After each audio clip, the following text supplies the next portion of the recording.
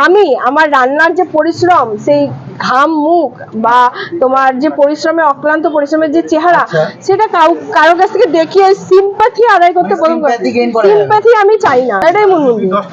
একদম টিপটপ ফিটফাট। নোটিস করলাম তো সেজেগুজে এত সেজেগুজে কেমন লাগছে আমাকে সেটা আগে বলো। মানে আমি আমি আমি এক্সপ্রেস করতে পারি কেমন লাগছে আবার কিছু বলতে পারছি না। থ্যাংক ইউ তার জন্য।